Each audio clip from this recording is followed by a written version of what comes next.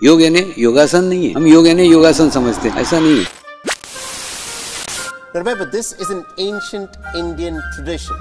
This is an Indian practice where the people of India wake up in the mornings and one of the first things that they do is they perform some of these asanas that they can according to their level.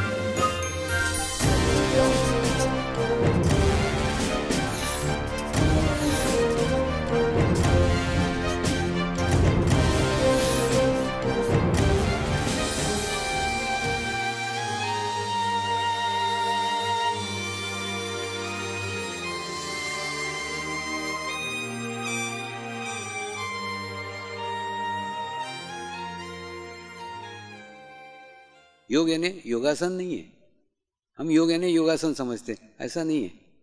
देखिए, जो अष्टांग योग है ना, अष्टांग योग में पहली पादान है उसकी यम।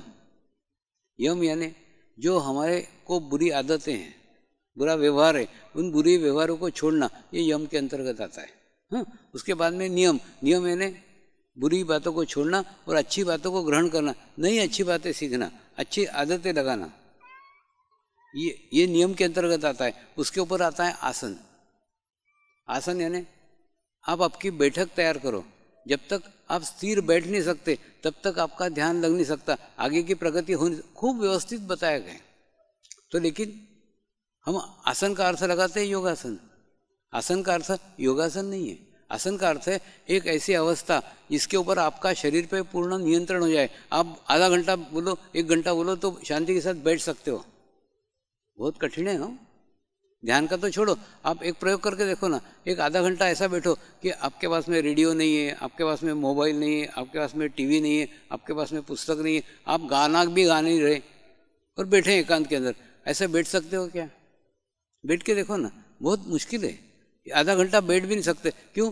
क्योंकि हमको बैठने का आदत ही नहीं है। अच्छा, कुछ लोग रहेंगे ना, उनको कुछ नहीं करने देंगे तो वो गाने गाने लगेंगे या तो सीटी बजाने लगेंगे, यानी कुछ ना कुछ करेंगे। कुछ भी नहीं कर रहे हैं और सिर्फ बैठे हैं। ऐसे प्रयोग करके देखो। ऐसे प्रयोग करोगे ना तो क्या होगा कि फिर आपको ना आपके खुद के विचार मालूम पड़ेंगे कि आपके स्वयं के कितने विचार हैं। होता क्या है, हमारे दिमाग में ना इतने विचार चलते रहते, इतने विचार चलते रहते कि हमको लगता है सब हमारे विचार हैं। सब तुम्हारे विचार नहीं है।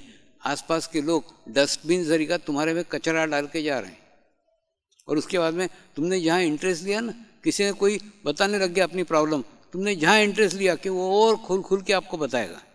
इसलिए कोई भी कुछ समस्या बता रहा है, कुछ प्रॉब्लम बता रहे हैं ना, उसको वहीं तक सीमित रखो। खूब ज़्यादा उसमें रुचि मत लो, खूब ज़्यादा उसमें इंटरेस्ट मत लो, तो ऑटोमेटिकली क्या होगा, वो आपको बताएंगे नहीं तो वो बताएगा तो क्या होगा, वो अपना कचरा डर के जाएगा, वो तो चला जाएगा, लेकिन आप सोचते बैठोगे उसके ऊपर। तो ऐसे एकांत में जैसे बैठना लगोगे ना तो आपको मालूम पड़ेगा कि आपको कितने विचार, आपके खुद के कितने विचार हैं। रामदास स्वामी ने कहा है कि आप आपकी आध्यात्मिक बैठक तैयार करो। आध्यात्मिक बैठक से आशय आसन। आध्यात्मिक बैठक से अर्थ है आसन। एक ऐसी बैठक तैयार करो जिसमें आप स्थिरता से बैठ सको। तो वो ऐसी बैठक तैयार करना है। ऐसी होती है कि आप देखो ना, और अगर ऐसे होती है तो आपके जीवन में जीवंत गुरु का आगमन होगा। देखिए, अपने को लगता है कि हम गुरु को खोजते हैं। कई लोग बोलते हैं ना, इसके प्रवचन अच्छे नहीं है, इसके प्रवचन अच्छे, यानी वो उन दोनों गुरुओं से उच्च है कि वो उनको पहचान रहा है, ये गुरु अच्छा है कि ये गुरु अच्छा है। शिष्य कभी भी गुरु का चुनाव नहीं करता। सदैव ना गुरु शिष्य का चुनाव करता है। वो ढूंढते रहते हैं कि होता है ना, जैसे अपन देखते हैं कि किस बैंक में ज़्यादा पैसा रखें तो ज़्यादा इंटरेस्ट मिलेगा। बिल्कुल ठीक ऐसे ही गुरु भी ढूंढते रहता है, कौन से शिष्य को ज्ञान दूं ताकि वो वृद्धिगत होगा, ज़्यादा बढ़ेगा। तो सदैव याद रखो, आसन यानी बैठक। आसन यानी वो अवस्था जहाँ आपका नियंत्रण आपके पूरे शरीर पे हो जाए। ये शरीर विरोध करता है जब ध्यान करने बैठते हैं तब, मेडिटेशन करने बैठते हैं तब। तो आसन यानी उस शरीर पे नियंत्रण करना आसन है। आसन यानी योगासन नहीं है, और योगासन अलग है, आसन अलग है। लोग योग को योगासन समझ रहे हैं, तो योगासन अलग है, आसन अलग है। आसन के बाद में प्राणायाम। लेकिन ये ध्यान रखो, प्राणायाम भी अपने सांसों पे नियंत्रण करना है। देखिए, दोनों जगह मैं है।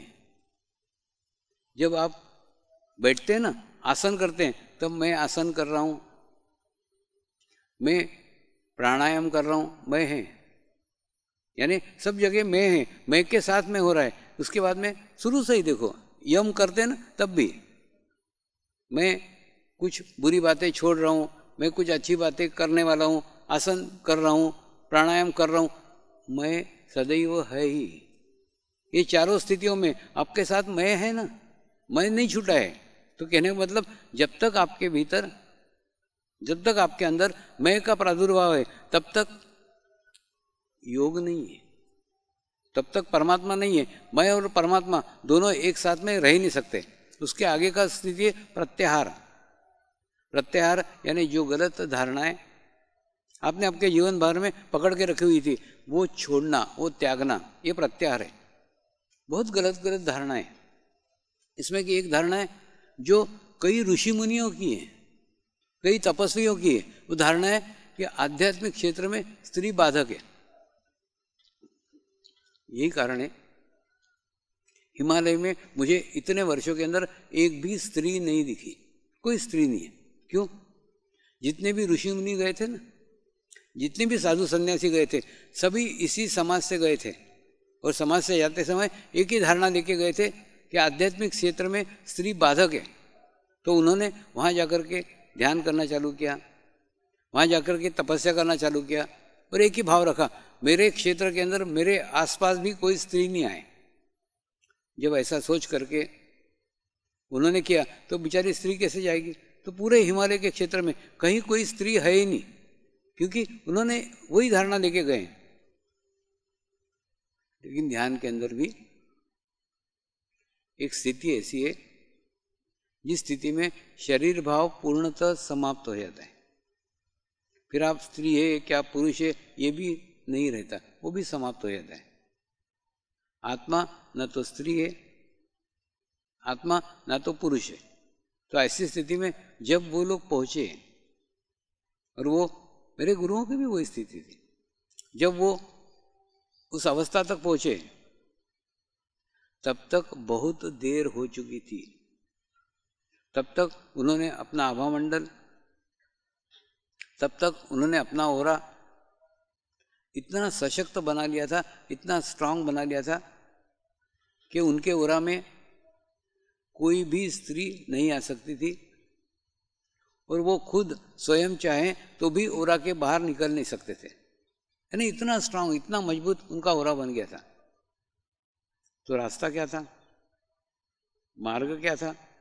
जब मैं वहां से निकला ना, तो उन्होंने बोला जो गलती मैंने मेरे जीवन में करी है, वो गलती को तू तेरे जीवन में सुधारना।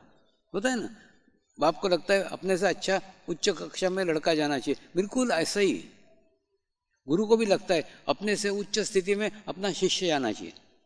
तो उन्होंने जो गलती करी ना, उन्होंने बोला वो गलती तुम मत करना। इसीलिए अपने यहाँ प्रत्येक सेंटर पे स्त्री विद्यमान है।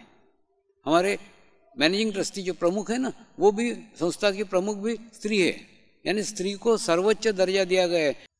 तुम्हारे जीवन में कई धारणाएं, कई बातें लेकर के हम हमारे साथ में चल रहे हैं। जो धारणाएं गलत हैं वो छूट जानी चाहिए। तो ये क्या प्रकार है? प्रत्याहार। प्रत्याहार यानी जो गलत धारणाएं हमने जीवन भर पाल के रखी हुई है वो छूट रही है। उसके आगे का स्टेप है, आगे की पादान है प्रत्याहार के बाद में धारणा। धारणा यानी परमात्मा के प्रति आपकी पक्की धारणा होना चाहिए। परमात्मा यानी क्या? परमात्मा यानी एक विश्व चेतना शक्ति, लेकिन उस विश्व चेतना शक्ति पे एकाग्रता करने के लिए हमको गुरु को ही परमात्मा मानना पड़ेगा। ये मेरा निजी अनुभव है। जब गुरु को परमात्मा माना ना, तो उसका एक फायदा हुआ, मुझे परमात्मा मिल गया, ये मेरे को समाधान प्राप्त हो गया। ये समाधान प्राप्त होने के बाद में फिर पाने के लिए कुछ नहीं रहा, परमात्मा की खोज खत्म हो गई। अपने को नहीं पता चलता, लेकिन परमात्मा को खोजने के लिए हमारा चित्त भटकते रहता है, इधर जा रहा है, उधर जा रहा है, उधर जा रहा है। आता है ना, साधकों के भी कई मेरे को फोन आते हैं, व्हाट्सएप आते हैं, स्वामी जी मैं ये 4 धाम की यात्रा पे गया, मैं 5 धाम की। अरे बाबा, मैं उनको बोलता हूँ निज धाम कब जाएगा? बाहर की यात्रा पे जाकर के तू तेरा अहंकार बढ़ा रहा है, मैं यहाँ भी जाके आया, वहाँ भी जाके आया, वो भी तेरे करा, लेकिन अंदर की यात्रा पे गया क्या? अंदर की यात्रा पे जाना, बाहर जाना घूमने के लिए जाओ ना, देखने के लिए जाओ, लेकिन खोजने मत जाओ, ढूंढने मत जाओ। परमात्मा बाहर नहीं है, परमात्मा अंदर ही है। और ये मैं कह रहा हूं, ऐसा नहीं। संत कबीर ने कहा है ना, मुझको कहाँ ढूंढे रे बंदे, मैं तेरे पास हूँ, मेरे करीब हूँ। शिरडी के साईं बाबा ने कहा है, परमात्मा को कहाँ ढूंढने जाता, वो इत्थ मैंने अपने भीतर है, अपने अंदर है। तो जो अंदर है उसको बाहर कैसे खोजेंगे? खोजते खोजते हम समाप्त हो जाएंगे, हमारा जीवन समाप्त हो जाएगा, लेकिन वो अतृप्ति बाकी रहेगी, परमात्मा की खोज बाकी रहेगी। पूर्ण समाधान जीवन का वही है जब आपको परमात्मा की प्राप्ति हो जाए, परमेश्वर की प्राप्ति हो जाए। और परमेश्वर की प्राप्ति कोई व्यक्ति नहीं है। व्यक्ति दिख रहा है, व्यक्ति के भीतर के परमात्मा को अगर आप मिल गया, ऐसा अनुभव करोगे, तो ऑटोमेटिकली क्या होगा? आपको भी वो शांति मिल जाएगी जो उसको प्राप्त है, गुरु को प्राप्त है। क्योंकि क्या? गुरु को परमात्मा मिल गया है, गुरु को परमेश्वर मिल गया है। उसका जो स्थिति है, वो जो समाधान है, वो समाधान आपको मिल जाएगा। अगर आपने गुरु को परमात्मा माना ना, तो क्या चेंज होता है, क्या बदलाव होता है? उसकी जो अंतर्मुखी स्थिति है वो अपने को प्राप्त हो जाती है। वो दे नहीं सकता, हम ले नहीं सकते। ये लेने और देने के बाहर की बात है। ये ऑटोमेटिकली जैसे ही आप मानोगे, वो अंतर्मुखी स्थिति आपको प्राप्त हो जाएगी। अंतर्मुखी स्थिति प्राप्त होने के बाद में परमेश्वर मिल गया, ये उसको स्थिति प्राप्त है। वही स्थिति आपको प्राप्त हो जाएगी कि परमात्मा मुझे मिल गया। ये जीवन का सबसे बड़ा समाधान है। और धारणा के बाद में आता है ध्यान। ध्यान यानी शरीर से कुछ नहीं करना, ध्यान है कुछ नहीं करने का, ना कोई कार्य करने का, ना कोई विचार करने का। और उसके बाद में ध्यान यानी सतत गुरु के सानिध्य को अनुभव करने का। सदैव गुरु का शरीर अपने पास नहीं रहता है, सदैव गुरु हमको दिखते नहीं रहता है, लेकिन चित्त से गुरु के साथ जुड़ने का। तो ध्यान यानी क्या? सदैव सदैव चित्त कहाँ है? गुरु सानिध्य में। महसूस कर रहे हैं गुरु के सानिध्य को, कि गुरु के साथ बैठे हुए हैं, गुरु के साथ ध्यान कर रहे हैं, गुरु के साथ मेडिटेशन कर रहे हैं। ये ध्यान है। ये सब स्टेप बाय स्टेप है। और ध्यान के बाद में आता है समाधि। समाधि यानी वो अवस्था जिस अवस्था में जीवन में पाने के लिए कुछ भी नहीं रह गया, शून्य, एकदम सब मिल गया, सब हो गया, कुछ भी पाने का नहीं है, कुछ भी इच्छा बाकी नहीं है, किसी के प्रति कोई वृत्तियां बाकी नहीं है। ऐसी अवस्था यानी समाधि। वो समाधि में पहुंचने के बाद में फिर जीवन में पाने के लिए कुछ नहीं रहता। कर्म मुक्त अवस्था यानी समाधि। उस समाधि में पहुंचने के बाद में आपके सारे कर्म समाप्त हो जाते हैं। पूर्व जन्म के कर्म जो भोगने के लिए आपने जन्म लिया था, वो कर्म समाप्त हो जाते हैं। बुरे कर्म आपके हाथ से होते ही नहीं है। अच्छे कर्म होते हैं, वो भी गुरु कृपा में हुए, ऐसे मानते हैं, कहते नहीं हैं, मानते हैं। और मानते हैं इसके कारण वो कर्म भी आपके साथ नहीं जुड़ते। और उसके बाद में आपको आपके जीवन काल में कर्म मुक्त अवस्था प्राप्त हो जाती है, उसको समाधि बोलते हैं। और समाधि लगने के बाद में फिर जीवन में कुछ नहीं रह जाता है। और दूसरा, ऐसा नहीं कि समाधि की अवस्था प्राप्त हो गई यानी मृत्यु हो गई। ऐसा नहीं है कि आपको मोक्ष मिल गया यानी मृत्यु हो गई। मोक्ष एक कर्म मुक्त अवस्था को कहते हैं। वो आपको आपके जीवन काल में प्राप्त करना पड़ती है। मरने के बाद में कोई मोक्ष नहीं है, कोई नहीं है। वो अवस्था प्रत्येक साधक को मिले। ये मेरी इच्छा है, मेरा ये आखिरी जन्म है, आपका भी ये आखिरी जन्म होना चाहिए।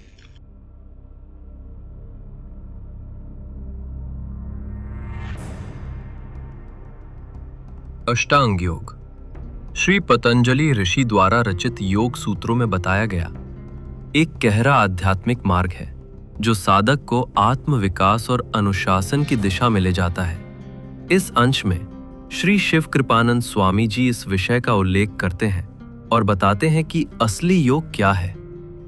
स्वामी जी समझाते हैं कि अष्टांग योग का तीसरा अंग आसन का असली उद्देश्य शरीर को इतना स्थिर और सहज बनाना है कि साधक लंबे समय तक ध्यान में बैठ सके। लेकिन आज के समय में आसन को सिर्फ शरीर को मोड़ने तोड़ने या योगासन करने तक ही सीमित कर दिया गया है, जिससे योग का असली अर्थ धीरे धीरे खोता जा रहा है। स्वामी जी एक और गहरे खतरे की ओर इशारा करते हैं। मैंने किया, मैं हूं जैसी भावनाएं यानी सूक्ष्म अहंकार, जो हमारी साधना के रास्ते में रुकावट बन सकती हैं। ये बात अष्टांग योग की आलोचना नहीं है, बल्कि साधकों को सावधान करने के लिए कही गई है, ताकि हम बाहरी दिखावे से हटकर अंदर की यात्रा पर ध्यान दें।